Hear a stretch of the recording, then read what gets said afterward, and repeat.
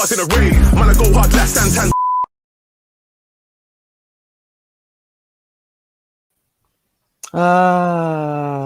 The joys of Nuno ball. Welcome. This is another Touchline Hotspur pod under the Touchline Fracas banner, courtesy of the NSO. Coming to you live on a nice Thursday evening. Firstly, Dave, how are you? Yeah, I'm doing well. A little bit under the weather, but yeah, surviving. Do you know what I mean? Yeah, I get what you mean. You work with kids as well, right? This bug's been tough on Yeah. It's that week in end of September. I've been back for a couple of weeks. Things start going around, and it gets a bit messy. No one pre-warned me about this until I was in bed for about 18 hours the other day. It was tough. I don't need to go into that either. So, how you doing, man? I'm good, man. It feels like ages. I think the last time I was around was for the live show. Some violence, Kevin Yash in the building. That was some brilliant violence, some brilliant bows as well, man. But yeah, you had the move, you got the fresh internet, and you're back. It's looking good. Yeah, we're getting there. Still a bit of work to do, but we're here. This is the tester. And we certainly are. And yeah, I'll be a host, Owen, aka X-Pac, after Dave's lovely hosting the other week. Yes, last week saying that. Absolutely blew me out the water, to be honest, because really and truly smashed it. It's a vice captain duty, yeah. Listen, when the main man's out, Son's got to step up. You know what I mean? I got some words for that main man too. Exactly. I thought that was me then. Definitely not. That was Tobes is on his other stream. I think he's on at 10 o'clock. So if there's some streamers in here that want to head over to the THFC show with Fuad, then yeah, there'll be some violence on there again for sure.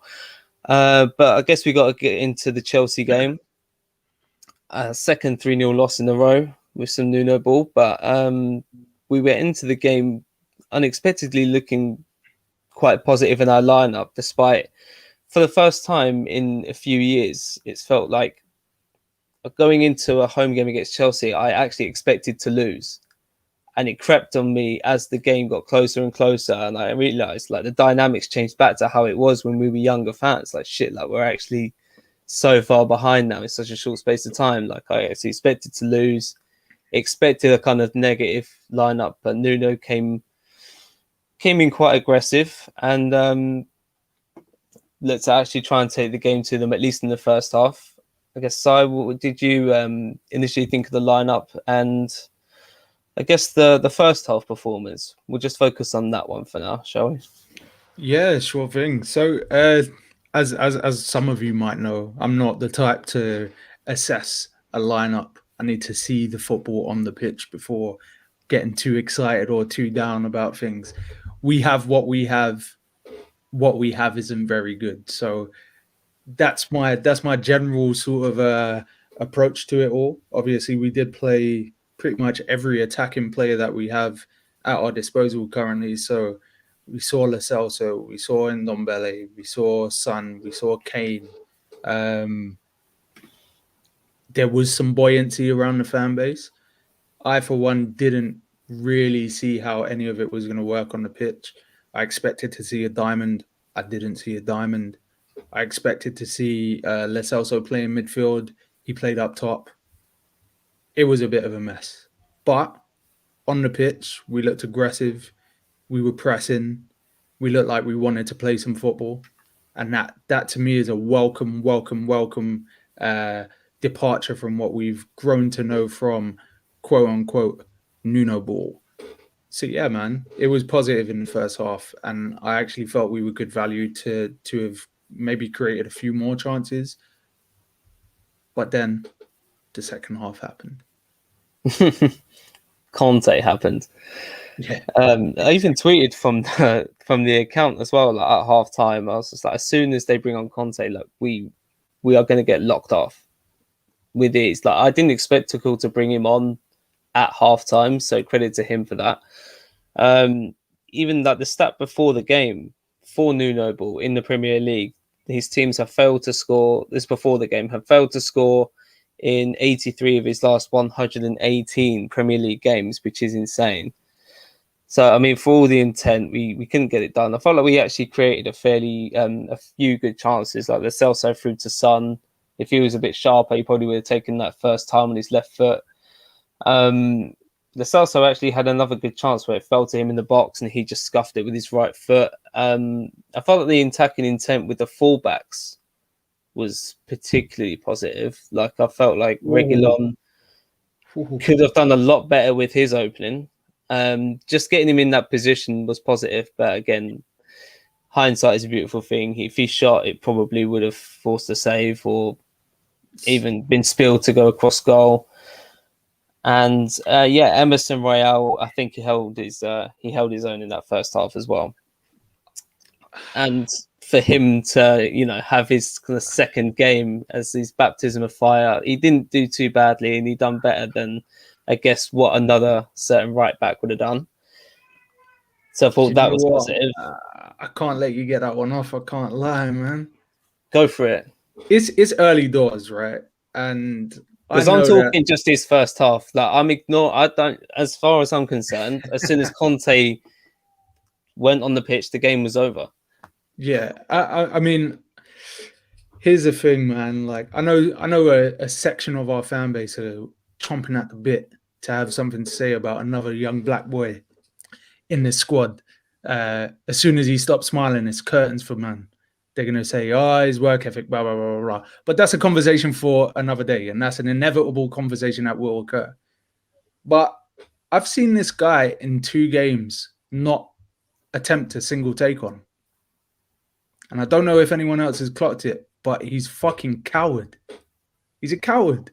Like, and it's irritating because you look at like the sort of pathway to actually getting him, and he wasn't on anyone's radar, and he's not actually played a game for Barcelona. So a lot of the sort of hype around him and the excitement for a so-called attacking right back, the guy is totally unproven. And as far as I've seen so far, he's not better than Aurier.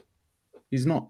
There's not a single thing I've seen in those 2 games that suggests that he is as aggressive as Aurier, as strong as Aurier, as attacking intelligent as Aurier.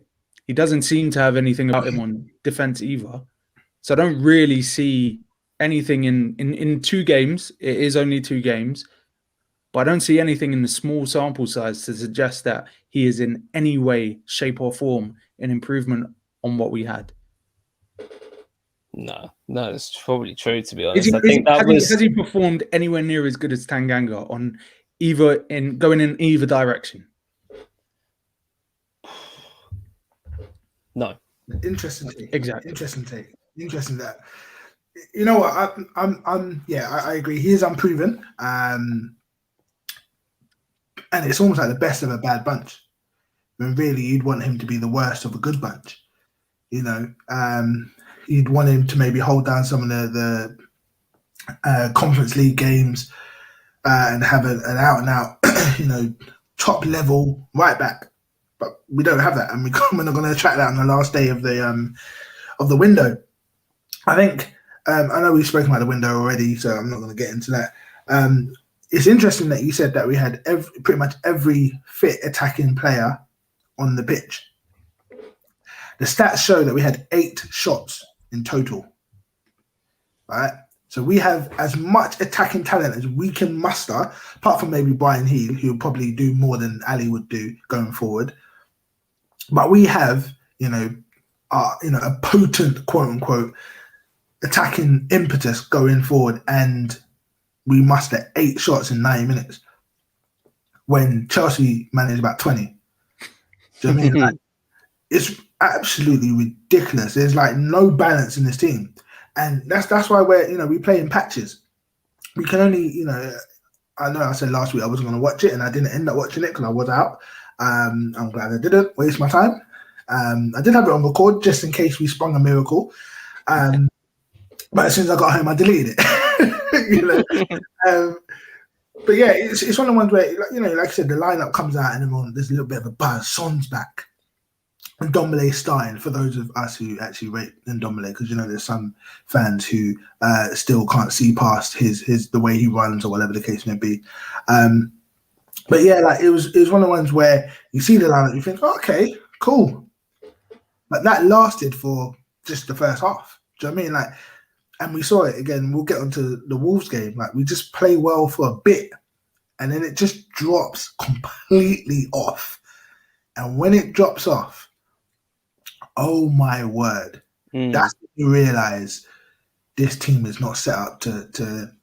Sometimes you go into a season and you think, okay, we're not going to challenge for the league. We're not challenge for top four. Maybe we're a cup team. You win one game a month, get your FA Cup win. I don't even see that, because at the moment, I can't see us being a 90-minute team. We're literally 25 and then we drop off. And you get a little 10-minute burst here and there. And if we don't score in those periods, then it's curtains. And teams like, you don't have to go to like Chelsea and Man United or whatever, but teams like Wolves will pick us off like we saw yesterday. So yeah, I know Morty the Hotspur is saying that we're challenging. Bruv, I love your positivity, but even me, I'm a praying man, and I'll do the miracle. But listen, I wasn't ready for that. It's not happening. And the style, like you said, failing to score in 80 odd games out of 120 or something like that. That's like 75%. That's like it's pretty much the reverse of Jose. Jose's teams only play in the second half, and we only play in the first. That's mad. It's actually mad. Well, no, it's the flip. Sorry, Jose's team always scores in the first half and do fuck all for the rest of the game. Our reaching point, we just can't put together a body of work. That's all. Exactly. Essentially, no body get of a work. foreplay right, and that's it. Boy, that's not me, but But no, man, it's disappointing so far, because obviously no one wanted Nuno. He wasn't on anybody's lips going into. Well, there were rumors of it quite early on as soon as he became available, but I thought that was just media talk, and I wish it was, because I've seen absolutely nothing so far other than the fact that he's as bald as I am to suggest that he has anything about him. That's it. That's the only thing hanging on to it, is similar complexion and no hair. Outside of that, I don't see anything that embodies the Tottenham DNA, other than the fact that every game is like a crapshoot of, are we going to turn up or not? That's literally the only part of it that suggests anything of what Levy was speaking about. So it's interesting you say that. You think about his Wolves team, right? Got Jimenez, obviously Jota was there. They've got a really functional midfield, and he's got now. Obviously, there's a everyone likes watching Traore, but he has absolutely no end product. Okay, he has less GA than Lamela, right? And that's Nuno ball literally in a player.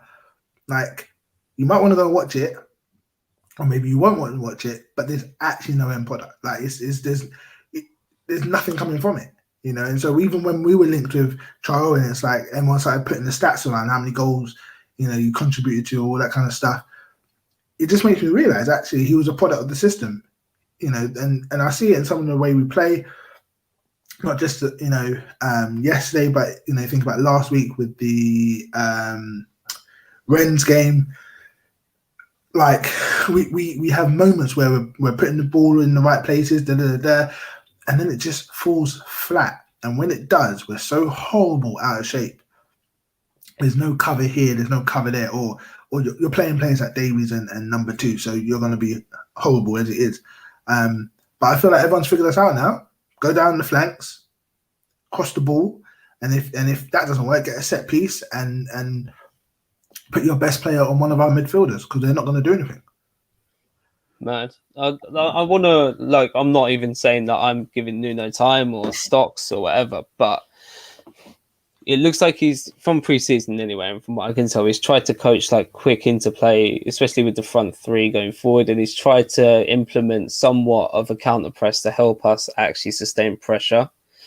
And it's only really since just before the Chelsea game he's had most of the squad back. Like, this is bar Bergwijn and Lucas Moura.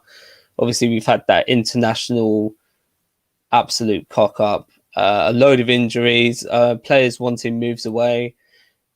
But now everyone's back, everyone's actually in training, he can work. Is there any hope that he can implement these things and it being a positive thing for us going forward? Because we really and truly need it now. Because this is when the excuses are going to dry up, and we're going to all have to be on his neck, unfortunately. Like, inshallah is literally all I can say, because I can't lie. There were a couple things early on in the season which gave me some sort of positivity, because you can tell that he is trying to instill some defensive discipline into the team. We keep our shape relatively well, and I'm not opposed to us not pressing so high up the pitch, because inevitably, like, that would mean that one ball would usually kill us. And I'm glad to not see that. I like the fact that our front three sit quite narrow when engaging the opposition, because again, it forces you out wide. But if you put teams out wide, what you want, like, and that's the thing. That's the thing. Normally you would, because it enables you to set traps. It enables you to double up or triple up on ball carriers, and you can win the ball back. And then with Kane and Son occupying central spaces, you're like, all right, cool. You've got something there. You have the ingredients of a counter-attacking team. But my oh my, when you've got Lo Celso on the right-hand side with Emerson, who for me just doesn't want to engage at all. He's frigid. And then you've got Regular on the other side. You got Regular on the other side, who for me, I don't know what's happened to him. Like, one injury has just fucked him. Like, the guy's head is gone. Like, I don't see any benefit to him in the team at the minute. And it's actually always gone. His head, he's always on the edge. It's crazy. It's nuts. It's nuts. And then you've got Sasanyong and flipping Davis as backups. It's mad. Like, I've never been this despondent about our fullbacks since, I'd say, around before Lee Young-pyo. What? Literally that far back. Stalteri, them guys there. I'd take Stalteri in this situation over them, man. I'd take Chambonda and Stalteri over what we have outside of Tanganga. That right hand side is scary hours for me. On the left hand side, I don't know which guy deserves to start, but none of them deserve to stay on the pitch once they're on it. Like, every single game, I'm like, make a fullback sub. We shouldn't be in that situation. Yeah, I mean with Reguilon, yeah, he's obviously dropped off since the first half. And for me, I feel like he plays better in a team that's trying to play on the front foot, which we're not trying to do. We're trying to play counter attack. So his best play has always been in, as an attacking fullback, when it starts from the halfway line up. The way we're sitting, right, we're sitting too far deep. And I think, I think I might mention in the group, you're trying to do a counter-attack football when Kane is like on the edge of his own box. You know what I mean? Like, and I know you can say, oh, that's partly to do with Kane and lack of creativity in the middle, whatever the case may be. But like, you're not even setting up the team to its strengths. Like, Son is the only player, and maybe more, but Son definitely is the only one who really would thrive in counter-attacking football, because, the only one. He's off. Do you know what I mean? And when he gets it, he can beat a man, he can beat two men, he can score from inside the box, outside the box, both feet. Do you know what I mean? So he's got that. Kane can score like that, but Kane ain't got no legs. He's never had that. And then he's had an ankle injury every year for the past decade or whatever. So, like, it's stupid trying to play counter-attack football when, one, your best player is not suited to that style of football, and two, you're then going to set up your team to be sitting like... I saw it last night. Our centre-backs were literally like 3 paces outside of their own box. And this is when we had the ball. Like, they were just there. No one's, back in the day when you play grassroots football and it says halfway line, come up to the halfway. Nah, they weren't interested. They weren't interested in playing on the halfway line. Do you know what I mean? Call it amateur, call it schoolboy, whatever the case may be. But the fact that he's got us playing so deep and then trying to do counter-attack football, it's like this halfway house of ideas, which is not working. And I think that's why we can't sustain anything, beyond 20 minutes, 25 minutes. It just doesn't work. Just doesn't work. Yeah, we can talk about this comment from Gojira as well, because I was going to go into just Kane in a little bit more depth, because he did play a lot deeper in almost like in a kind of left wing role against Chelsea, as Yao would say, Harry Mook Kane. Yeah, how much fucking Kane means something different nowadays. I'll tell you that. No one. And at this point, how much of it is his perceived physical decline, which I believe he is in at least a little bit of a physical decline, or how much of it is essentially the play style we have? I'm not really thinking it's so much his kind of motivation to play for us at this point. I know he's a slow starter traditionally. Word? But looking like I want to believe before the North London Derby. It's looking like a fucking attitude problem. Owen, I'm sorry. I think we need to let Sai go, because Sai's bursting. That's a factor as well. Okay, so how much of it is essentially how much he still wanted his move, he's in the physical decline, and how much of it is essentially our play style just not suiting him? Because like you said, Dave, and I was thinking about this the other day as well, Son is probably our only good counter-attacking player. One player that's ultimately properly suited to it, and we don't play to the rest of the team's strengths. Yeah, I can't even prescribe that to Harry. I can't, not after a season where he scored 27 assisted 17 goals or whatever it was, 27 and 13, something silly like that. He was playing counter-attack all last year. We were popping the ball to him. He was taking 2 touches and it was an assist. We loved it. We gassed over it. It was counter-attacking football at its best. So we can't put our Harry capes on now when the motherfucker don't want to be here. The fact of the matter is, it's Harry Kane as down tools on Tottenham Hotspur Football Club, and we have to come to terms with that.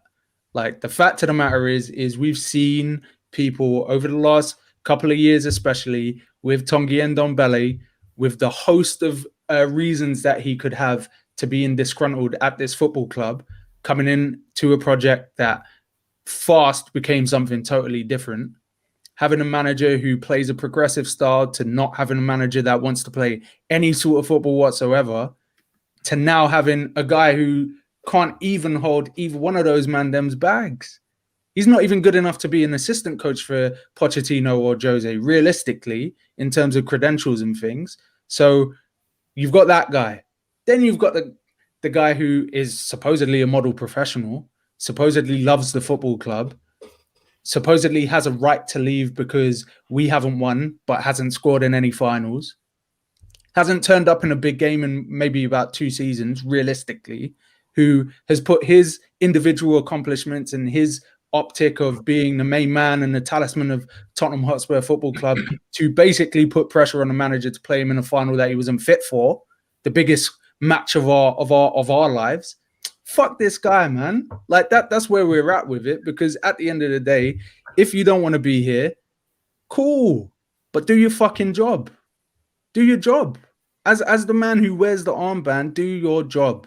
As the guy who came up through the youths, do your job. As the guy who has not won anything in his career, like not a sniff, nothing. You're not a proven winner. You struggle to win football matches at this current moment.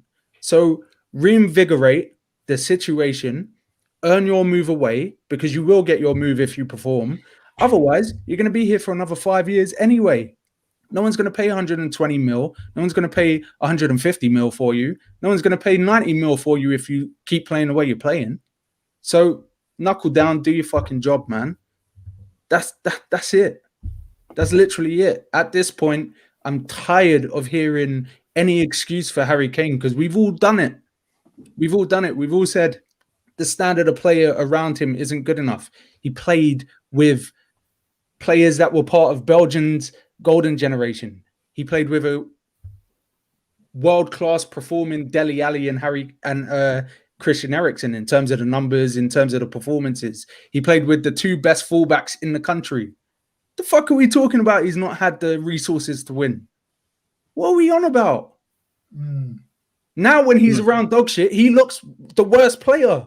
He looks the worst player on the pitch. Fuck this shit, man. Like, I'm tired of it. Like, I'm tired of talking about Kane. Seriously. Like, play somebody else. Because this is the first time in the time where he's been prominent for this football club where the phrase, we play better without Harry Kane, is actually true. Fair play. I mean, yeah, there we go. I mean, I still feel like at this point, the counter-attacking football, the point you made on that, and, you know, he did get his record number of assists and goals in the Premier League last season. That's true. I mean, the bulk of that came at a point where teams didn't really know how to defend against it, and we easily got sussed out after a while. I still think even since then, he's physically declined. I think, like, weirdly enough, playing after that Liverpool game so soon after he'd done what looked like both of his ankles, added on top of what he seems to do time and time again, which is never really hold himself back. Even though he speaks in this Gary Neville interview like he's got this Tom Brady and Cristiano Ronaldo level of recovery, and I don't see that as much. So he's not pressed in 3 seasons. I don't want to hear it. Like, I don't want to hear it. You're brittle. You're like fucking Pink Panther wafers. Like, it is what it is. You don't have to be as dynamic as you were. You just have to put in some form of intelligence to your game if you're physically not able to do what you used to do. And we're not seeing either of it.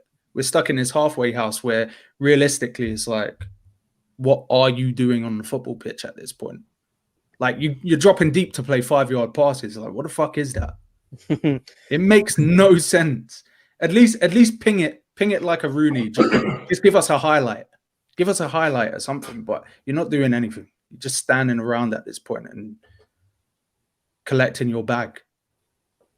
I think the whole the reality situation is now, you know, like Tops just said in the comments, you know, Kane's looking so funny in the light. I think the whole club is looking funny in the light in that respect. Like, we realized how much of a system had to be put in place to get the most out of these players. You know, I think we mentioned the tweet last week, or maybe it was just in the group chat about Dele Alli. You know, the tweet that went a little bit, you know, had a bit of buzz around it where they're saying like Christian Eriksen made Dele Alli. But now look at him. You know, the system was what made him. The system made, you could say the system made Kane. You know, everything was set up to play to his strengths and cover his weaknesses. Like, he's never had pace. Like, you know, out of that pace, he can't. He's got one little shimmy and a nutmeg. That's all he does. The same shimmy. Sorry, you'll appreciate it. It's like LeBron when he's going to take a free, and he looks at his hand, and then he just takes that free. Like, it's the same dumb move. But he gets players every so often. He wins a foul, etc., etc. But when the system is falling apart, he ain't got it. And we see that in finals. We've seen it in big games. We've seen it in the second half of seasons over the past few years. And we're seeing it now. You know, the system's broken. And like I said, he's dropping 20 yards to play a 5-yard pass. It's interesting, though, his goal last night, he was on the guy's shoulder. He was on the centre-back's shoulder. First time I've seen him do that in years. The first time I've seen it in a while. But what happened was, as a whole team, they were playing a bit further forward. Yep. So now it's like, all right, Ndombele, we trust you to be on the ball, beat a man, and pick a pass, right? Mm-hmm. Now, okay, you can't do that when you got Winks and other players on the pitch. Sorry, Owen. No, it's your twin brother, but like, that's nasty. You lot bring up Winks every pod, and my man ain't touched pitch in 2 games, man. Yeah, there's a reason for that. So you walked into that. But like, Dominic gets on the ball and he can play that pass. Right? Ali played the pass yesterday. for the goal. But it's interesting that Kane was on the man's shoulder. And I think that's where he needs to just realise, actually, you know what? That's where you're at, brother. You know, The last time we saw him do that. Goes there. Do you know what I mean? And he's like, right, just get it to me. And if I can trust that he can get it to me, I'll do the rest. That'll be better on his ankles, be better on his fitness. The guy is tired. He's played like every summer, you know, in the past few years. He's had time, and yeah, it's one of them. It's a bad cocktail of different reasons why he's dropped off in terms of his performances. And I think the stats last year hid a lot of the decline, if we're honest. Do you know what I mean? Like, he might have got 13 assists, but he got 4 in one game in the second game of the season. So, like, I get it, but you know, it's an interesting one. Like, as pissed as I am with Kane, right? At the end of the day, I agree with your point about he might have just benefited from the system, but I don't think that's not a negative to me. Like, Nasser Chadli was scoring double-digit goals in that system. And we needed those goals. Get me? So the system is bigger than any one player, and that's the pertinent point. It's like guys like Harry Kane, within this sort of aura that they occupy, should at some point in time, when we are at our lowest of low, show that they are bigger than the system. And he's not doing that at a big enough clip at present for me to have the patience that I would if he was. Like, at the end of the day, like, he's been dawdling around on the pitch and has done himself no favors speaking to fucking Gary Neville in that interview and all of that stuff, and the Instagram post or Twitter post or whatever. All of that stuff just irks me, because it's like, we see it so often in other sports, in other sort of situations, where if the optics are a little bit different, those guys get flamed to blood clot. Like, and I usually stick up for that. But now I'm starting to look at the situation and I'm like, all right, if the bias is going to be what it is, then let me counterbalance that. Because at the end of the day, this guy is the prototypical poster boy for, let's just give him the world, even though he's not really been deserving for his whole career. I don't care what anyone says. Like, Raheem Sterling for the last decade has been the guy for England. He's been the guy. He's been the guy. Build around him. Market around him. Marcus Rashford is in GCSE curriculums now. Like, build around him. Support that.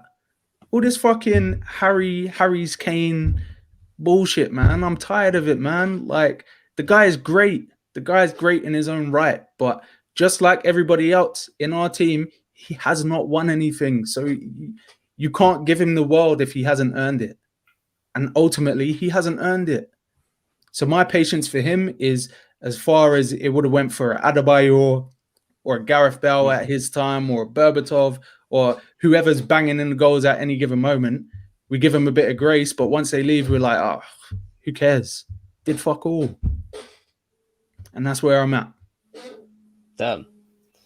You wouldn't think that the overarching thing for me was like, do you not think at least a more front-footed system? Obviously, we wouldn't be able to control games on the front foot against certain teams, but a more front-footed game would suit players like Kane, especially, and Ndombele as well. We'll get onto him, but obviously players like him, obviously a lot more, especially with the inability to, especially when you're dropping deep and you can't attack space in behind in time because our team's already tried to counter-attack. Because effectively all I see, even though we had a more positive performance against Wolves, and we'll get into that as well, I just always see players kind of trying to treat the ball like a hot potato, other than Ndombele, Skip, and probably Hill. And that's pretty much it. Yeah. Do you think that's by design? Yeah, I think it's by design. I think if you look at our pre-season, the way we set up in pre-season, without some of those players, and without Brian Heath, without Ndombele, there was a lot of just, picking things off, and we profited off mistakes by teams that weren't in our quality, as it were. We played I can't remember who we played now, like an Ipswich or Mill or whatever. Whoever we played, they were lower league teams. They make those mistakes. Moores pounce on to loose passes, this, that, and the third. It's clear to see our better players play better when they're higher up the pitch. Do you know what I mean? If Ndombele is picking up the ball 5 yards outside the 18-yard box, as good a player as he is, that's not the most effective. Does he need to play in a 10? No. But if your centre backs are higher up and then he's picking up the ball around the halfway line, he turns, right, here we go. We're orchestrating. Reguilon now is a bit further forward. He can hit that deep cross, right? Or Brian Heal is waiting for the ball to go take his man on one-on-one, boom, boom, boom. Son's there lurking in around the edge of the box. Kane's there, Dele's on the bench, Moura's knocking about because, you know, if Moura picks up the ball in our own half, he'll have one run maybe in the game where he beats 3 players and he does something with it. But then there'll be other games where he'll make the run and he loses the ball on the halfway line. But that's because he started at the 18-yard box. Do you know what I mean? Like, give our players the best opportunity to do better. Are they going to necessarily bring a top 4 finish or whatever? Nah, like, that ain't going to be the way it's going to go. But we can do our best. Do you know what I mean? There's a comment here about we can't push up higher because we've got Bozo at the back. Let me tell you something. One thing a Bozo don't want to do is defend in his own box for 90 minutes. Because that's when you see Bozo really bozoing. You get me? True stories. So, Romero. Right. Keep it Romero up. waving his foot. Oh my God. We're cursed with centre backs. I kid you not. Do you know what? Let's just cut to the chase, right? Like, yesterday and the first half against Chelsea did give me some optimism. Just a little bit. And I tend to be pretty optimistic. But it's been depleted for the last season and a bit. We have looked better when we play some football, when there's interchange, when there's a bit of tempo in our game, when guys like Skip come out of their shell a little bit. He was breaking lines, he was dropping a shoulder, breaking off of people, all of that good stuff that we've all known that he has in his locker.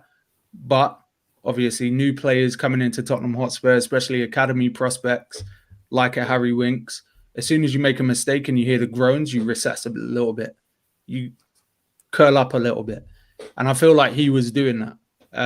Yesterday, away game, cup game, one opportunity to shine. You could see that he took the game a little bit more in his stride and just thought, fuck it, like, what do I have to lose? And we reaped the benefits of it. Obviously, Tanguy struggled a little bit at times to assess the danger and all of that stuff, but he should never be the furthest man back in front of the back 4, especially when you've got 2 guys who haven't played together yet. So yeah, man, we saw some highlights, we saw some good aspects to our game, but by and large, it reverted to type, and we need to stop. We need to stop making mistakes that lead to direct shots on our goal, man. It's getting really, really tedious. That's a really, really good segue, because obviously we had a game last night away at Wolves in the League Cup. Like I say, like we have the midfield players to actually keep the ball as well. When it comes to like not even having to put ourselves in that position to make these mistakes. And Ndombele, obviously, we know how much we rate him. Skip coming out of his shell now, like you say. Højbjerg can look after the ball. Winks can do it as well when we're actually planning to play on the front foot. I know everyone's going to say it, but let's say what they're going to say, but he can. Lo Celso, I really don't know about him at the moment. Tony. We'll get into he's gone. He's done. Forget Dele definitely can't do it now. I believe he used to be able to, but I really and truly, I tried, and I just don't believe he can. But yeah, we had a few changes in the lineup from that game, which barely existed to us. We had Golini in goal. Tanganga came back in at right back because he's not suspended. Romero, Sanchez came in left centre back. Ben Davis, I don't believe he's got a nickname yet, so I thought I'd name him by his full name. Gentle Ben. Gentle number 3 Ben. Dele Alli, Skip, Tanguy, Lo Celso, right wing. Harry Kane and Brian Hill in what looked like a narrow front 3. first half of that. Who watched that game last night? Yeah, I watched it. Just saying that, Dave, what would you say from that? Like, after all the criticisms we've had of Nuno, we've had of Harry Kane, what did you make of that first half? Again, it's like I said, it's patchy. You know, we play well for 25 minutes, and we were creating stuff, we were controlling the game. The midfield was working. There wasn't much coming back from Wolves. We all know, you know, Traore wasn't on. Okay, he wasn't on the pitch, so they were going down the middle a bit more. Who's the kid they got up front? The tall one, the Portuguese. Well, most of their team's Portuguese. Portugal, yeah. Well, actually, it was a Carabao Cup. It was like Portugal C. But yeah, it was a good start. It was definitely a good start, and we were 2-0 up. And I remember, you know, I was watching the game, and I said to myself, I went, "Do not concede before halftime." And true to form, Hotspur conceded before halftime. The reason why I was scared about conceding before halftime wasn't because I thought we'd then fall apart in the first half. I thought we'd hold on, but I don't trust Nuno at halftime to do anything to come out and dominate the first 10, 15 minutes and get control of the game back. Neither do I trust those players, right? There's not enough of a strength, mentality, leaders, whatever you want to call it, to have that. One of the problems I saw, Romero and Sanchez, right? I think individually they have their pluses. And I didn't think Romero did too bad. You know, there was a lot of times where I saw him sweeping up play. You know, he was making the right decisions. Sometimes he was pressing, sometimes he wasn't, that kind of thing. But they're both physical defenders, right? We know Sanchez loves a shoulder barge. He does. There was one time in the second half, right? You're 2-1 down. Spun. You're 1-on-1 out wide. Okay, so you're in the channels that you shouldn't be in, right? And my man Lunged. do a WWE move on the attacker, who literally was like, "Nah, Jed." You know what? It's mad, yeah. Like, the thing about Sanchez is, you remember in Mortal Kombat they used to have the mini game where you used to mash X to do the test of strength, and if you didn't do it fast enough, you wouldn't get through the bricks, and they go, "Ugh." That's literally him. Yeah, it's just he skid on his head or fucking eat grass or Bambi legs. Like, the guy's a mess. When I remember. So I was thinking of those old WWE games. You know, if you'd actually be playing like one of your mates and you actually hit that reverse button at the right time, and it would be those flawless reverse. That's what the opposition player did to it's Davinson. Like, he got him, and it's like he had like half a second where it looked like, okay, he's gonna get away with this, and then it just flipped on him, and he was so exposed. The worrying thing with Sanchez is when he focuses just on positioning, and when he plays against players that are smaller than him, he's actually really good.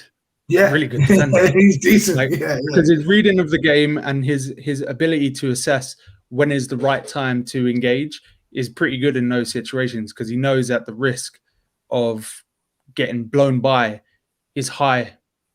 When he gets someone who's strong, he just goes, "Oh, do you even lift, bro?" and tries to get in an arm wrestling match. And it's like, fam, you're not wham like that. Like, just relax. Just relax. Use the slenderness and frame and all of that stuff. Drop off a little bit, man. Like, it's not that difficult, man. His assessing of situations at times is just really, really baffling. The set pieces thing is weird.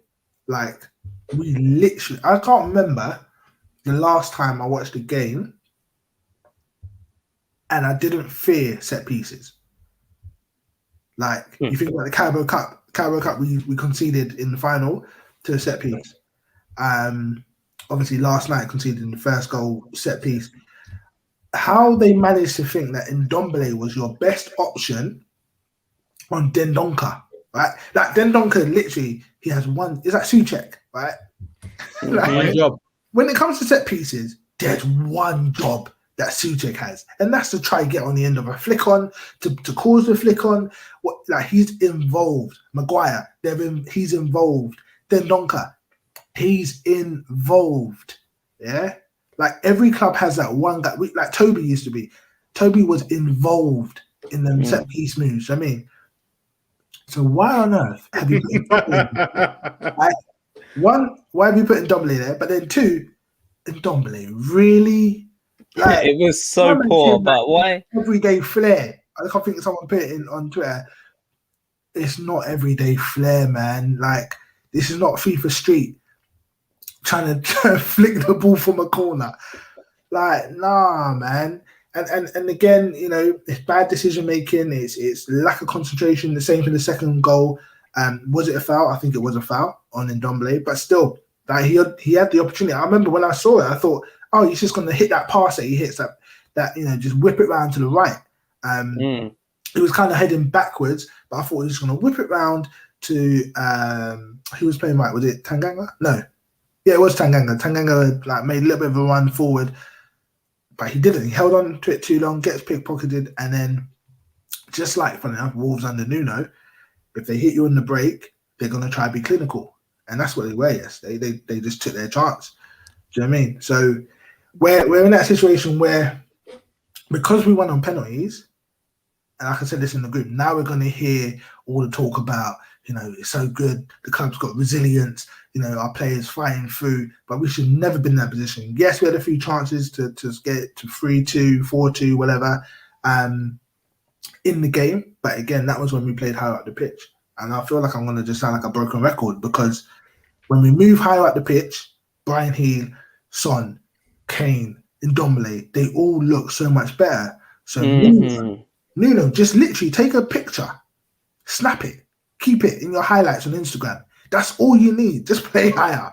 Come on, man. Like, that's what it has to do. When we do push higher up the pitch, we need guys like Skip to basically just sit between the centre backs. Yeah, just anchor it. Because that for Ndombele's goal, obviously it's naive, isn't it? Like, it is what it is. I know who was it? What Gajita is flaming us to try and get us to what's it called? To slander man. But at the end of the day, that's a systemic problem. At the end of the day, like, the system isn't really set out to assess each situation that we get within the scope of a football match. Like, Skip just basically needs to make a back three with them two, man, because ultimately we don't have a natural left footer anyway. So there's always going to be the propensity for whoever's on that right-hand side to just try and cut in and force them into situations that they don't want to be in. So again, we need to start to pad out the way that we operate in those early phases of play and just protect our back four. Because ultimately, anytime I see Ndombele as the furthest man back, I'm like, they're going to double him and he's not going to give the ball back to the centre back, because neither one of these men can play football from what I've seen. So yeah, he's just going to try and do it himself and we're going to be fucked. And if I see that again, I'm going to be pretty upset.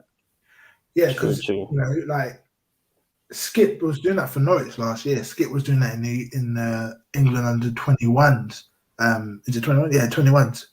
As much as they played rubbish as a team, his performances, you know, watching him, I was like, okay, I can see where he may fit into our team. I still don't think he needs to play every game. I'm happy that he got dropped for the Chelsea game, and I feel like we benefited from that yesterday. He came back into the team and I was like, okay, cool, let me just stamp my authority on this. And he played well yesterday.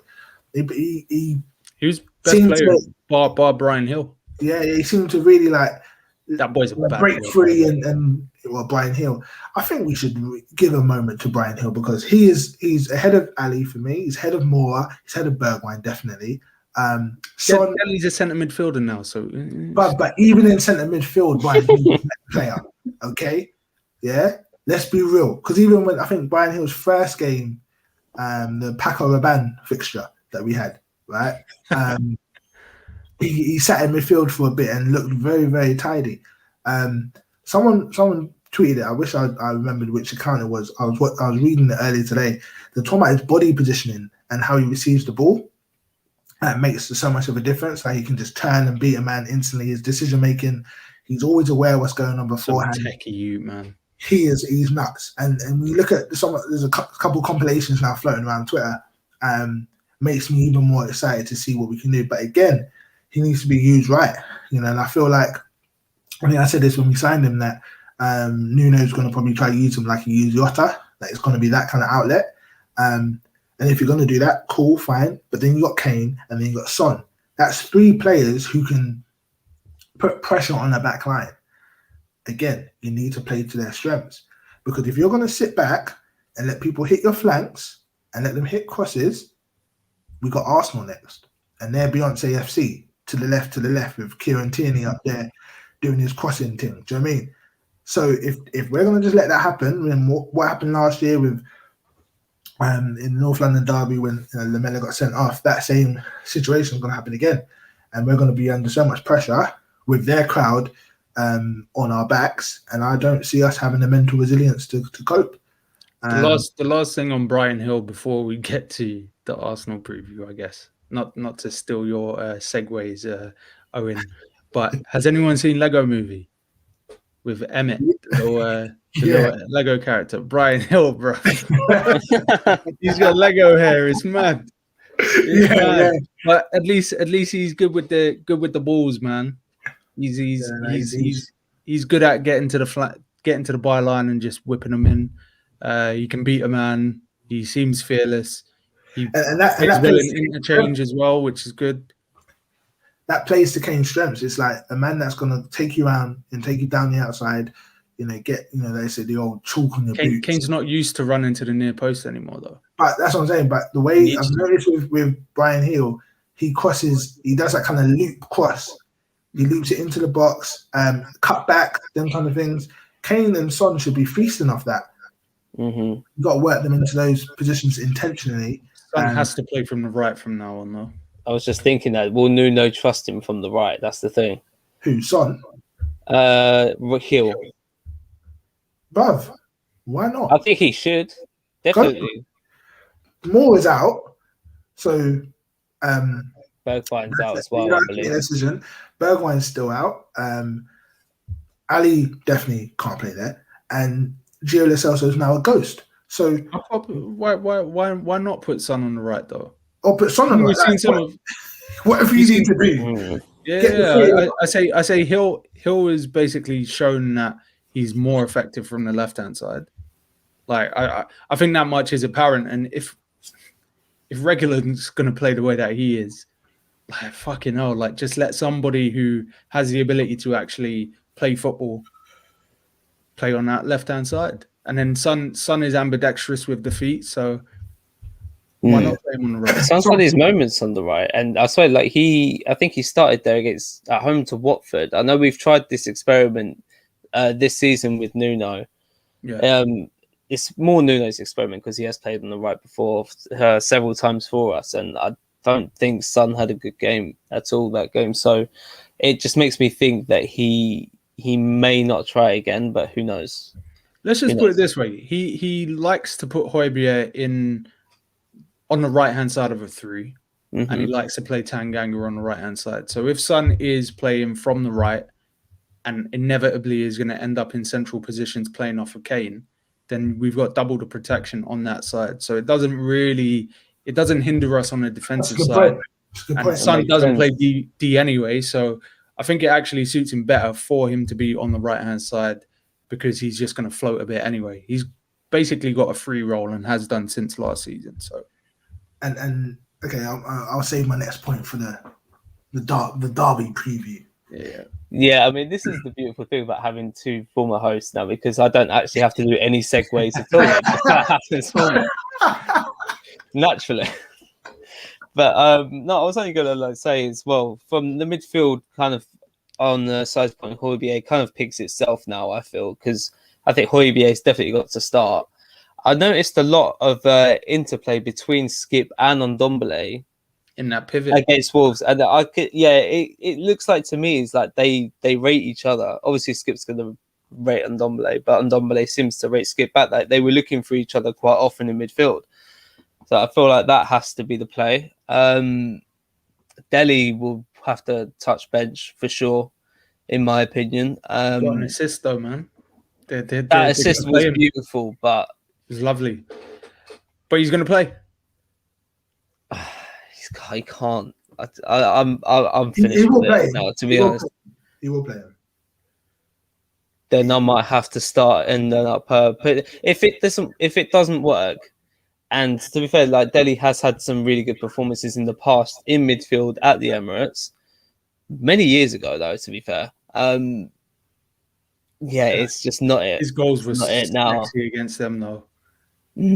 Even his performances deep in midfield when he was asked to drop a bit deeper by Pochettino, like he really knew how to mix it up there, and it came off. I just don't see it.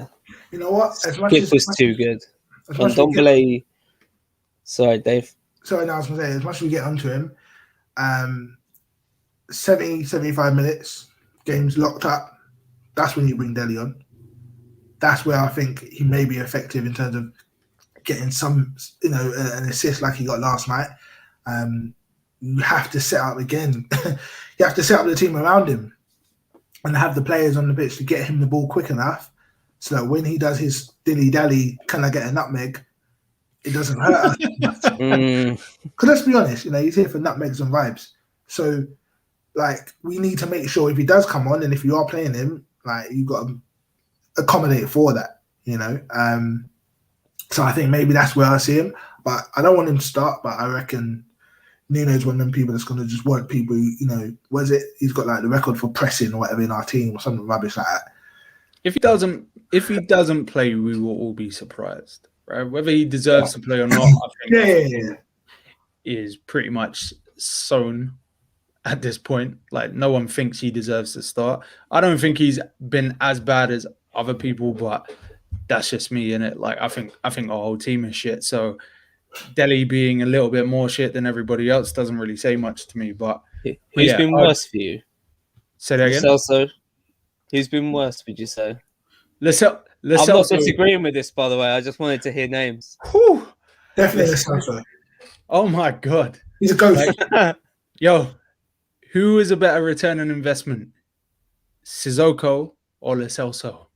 Oh my god, that's one for the polls. That is. As it stands, it's Sissoko. As it stands for me, Sissoko. 30 mil on Sissoko looked like a bargain compared to this guy. I just put it that way, because this guy has no role in this team. Makes Winks look like a £40 million player, to be honest. Oh,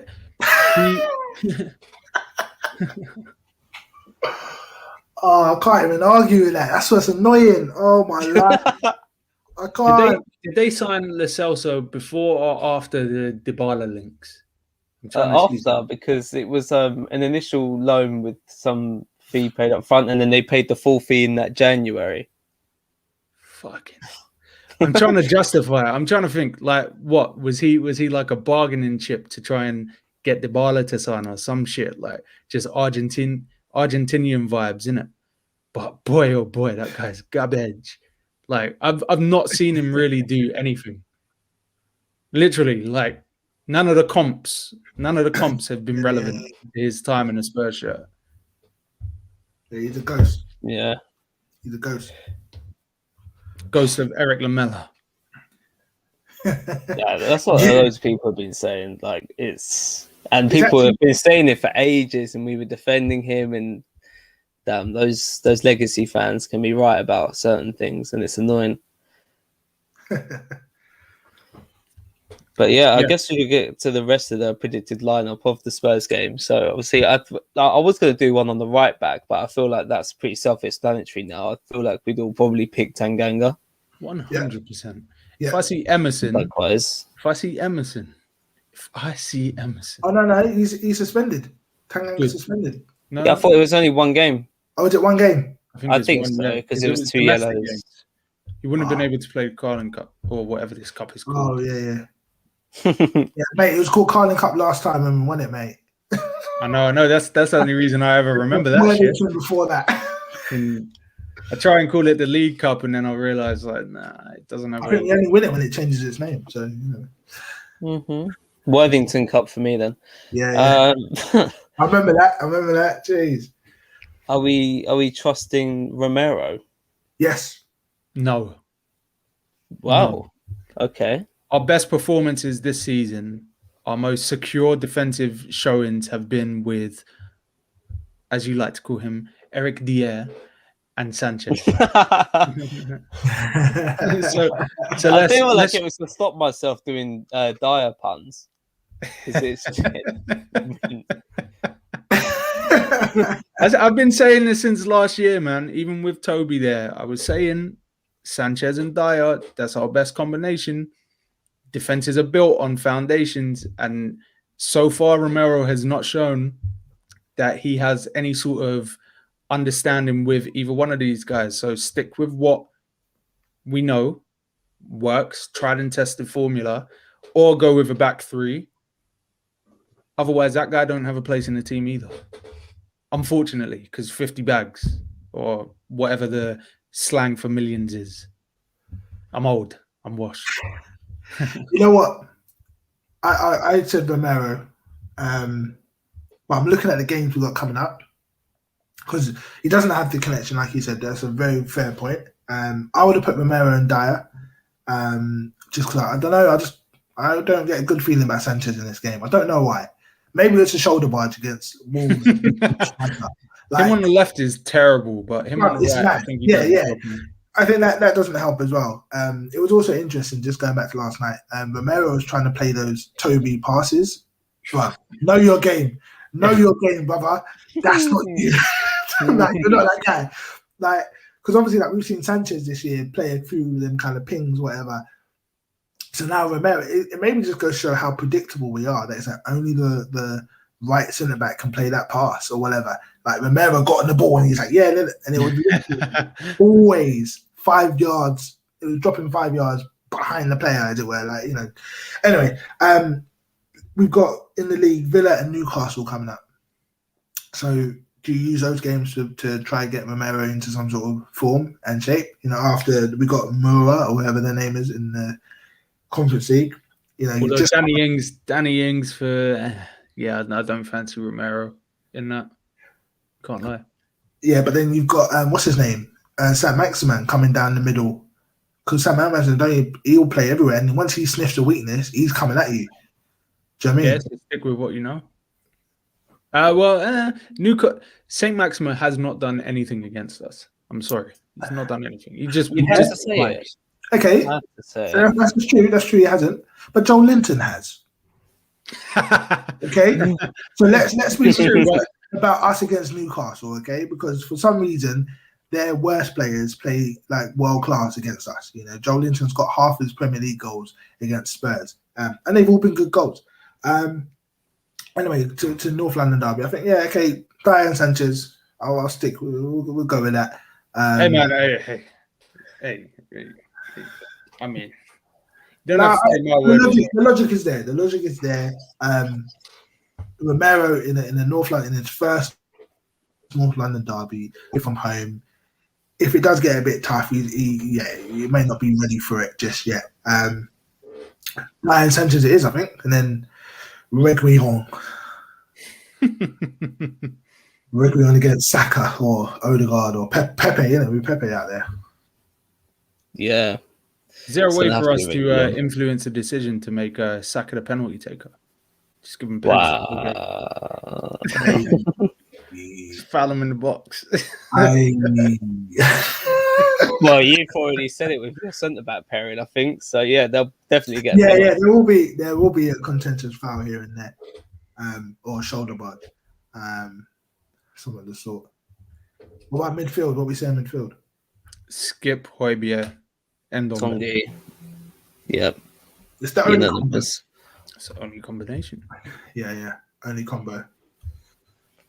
The front three, interesting. I think Kane flanked by whichever side, Son and Hill. It has to be for me. That's what I would love to see, but I think he will play Delhi. But I would love to see Brian. I call him the fifth Beatle with his haircut, man. I love a winger who just looks to beat a player. Do you know what I mean? It's none of this inverted forward coming inside. He's like, no, I'm left-footed. I play on the left. He's a throwback in that respect, and he just gets on the ball. He's trying to get past a player, and he can cut inside, and he's always looking for an end product. Do you know what I mean? He's always looking to get or a shot or whatever. It's very refreshing to see, especially when you've got Dele Alli, who again is just nutmeg some vibes. Do you know what I mean? There's the other option, or Gio the Ghost. So I think it's good to have Brian in there, and I would, because, and this is what I was going to say earlier, who they got right back, Tomiyasu. I want to match up. I want to see Brian Hill against Tomiyasu. Okay, or if they play Cedric, or Bellerin's gone in it. Cedric or Maitland-Niles, he'll have Cedric on toast. So I want to see, that. Because he's going to force your right back to come out wide into deep waters. Do you know what I mean? To touchline waters. So it'll be interesting to see how Tomiyasu fares there if Brian's on the pitch. If not, if it's Dele Alli or someone else who's cutting inside all the time, then your right back can just chill next to the centre back and just clog up the lane. Do you know what I mean? So, that's what's interesting. That the front three, whichever combination we use, it needs to be interchangeable anyway. And I feel like Hill gives you the best of all scenarios paired with Kane and Son, because Kane is going to find himself on that left flank a lot. That's where he likes to see the pitch. He likes to do his glory balls, all of that shit. If Son is playing through the middle and Hill is sort of floating around, I feel like it gives us a good opportunity to see. Hill made like a really good centre to sort of wide run last night, and Son managed to find him in behind. And I was like, I haven't seen anybody do that in years. The last time I vividly remember that was Lennon and Bale in a North London derby, making those runs the whole damn game. Just sort of finding space in the channels and just from wide finding space in between the centre backs, and it was mental. Like we need that type of thing, because we are not creative enough to do little tiki-taka on the edge of the box. Yeah, and the thing with Arsenal, they're in a similar fashion to us. They need a lot of things to go right for them to score, and they need just one thing to fall apart for them to concede. Yep. So you can play. Your football doesn't even have to be that complicated to get past them. Like, just turn them around. Just dink a ball in the channel and ask Tomiyasu and Holding to make a decision who's going for it. Do you know what I mean? Run at a man. Put them under pressure. Expose their weaknesses, because both teams are in the mud at the moment. Do you know what I mean? I know they picked up a few points of late, but like both teams have obvious glaring weaknesses, especially defensively. So go at them, get a bit of energy on the pitch. Brian Hill is not going to be fearful of playing at the Emirates. I reckon he's going to take to it. He'll probably go and rise to the occasion, as it were. You know what Son offers against Arsenal. We know Kane offers against Arsenal. He does like to score against them. And let's just see if we can punish them early on. In our first 25-minute spell that we have, We might score in the first before we half. switch off. If we score in the first half, mate. The odds are going to be on the first half goal. Speaking That of would be odds, though, interesting. what do you think the odds are of and I'm not a betting man, obviously, but if anyone does want to take an educated bet that neither Tierney or Partey finish the game. Ooh. Oh, that's one of them's getting injured. Is it Walking off during the counter attack. Yeah. Tierney hasn't played a full season in his professional career. Apparently, that's what the streets are saying. And Partey Diaby is looking a bit funny in the light still. Yeah, but no, it's gonna be a typical North London game. It reminds me of in Poch's last full season, obviously the Champions League one, where we were horrid in the league and we drew 1-1 with them. Like, it was a weird, gutsy, random performance in the middle of a bad run, but we got a point. Do you know what I mean? And we got and that's my prediction. I think 2-2. I can't call who's going to score first. I can't call the run of the goals. I can't even call the goal scorers. It might be like a Odegaard, El Neni, and Ali, and Tomiyasu, definitely Tomiyasu. Yeah, Tomiyasu will score. I can't call it. I don't know enough, to see who's informed that going into this game you would back them, from like a fantasy football standpoint, as it were. But yeah, I think 2-2 because I feel like it's that kind of game where both teams aren't necessarily on the greatest run. It's been a tricky start to the season, but they'll kind of just equal each other out, and there won't be penalties to save us this time. That's what I mean. We don't usually get these results at the Emirates, not in recent times anyway. But I'm quietly confident we'll at least get a result. I think 2-2 was my previous prediction, but now I'm thinking a 2-1 win for Spurs away. We can get it done. That was my thing about segues as well. Like, you went straight to the predictions. I just sat back and thought on it, and I've probably overthought it now. So thank you. I think I'm on the fight card tomorrow, so I'm saving some of my fuck 'em energy for tomorrow. Do you know what? I'm gonna sit on the fence for now and say, yeah, it's a 1-1. I think it's actually a scoreless draw is actually what I think is going to happen. I think it could potentially. Yeah. I'm gonna go with that. It's a 0-0. It's a 0-0. The most uneventful North London derby of all time. 0-0. Two supply teachers going hammer and tongue to not score any goals. That's what it's going to be. Jesus Christ. I'm just hoping we score in the first half. Oh, God. I can't remember 0-0. I don't. North London. I'd have to go on the deep Googles for that one. Nostradamus. That's what they're calling me next week.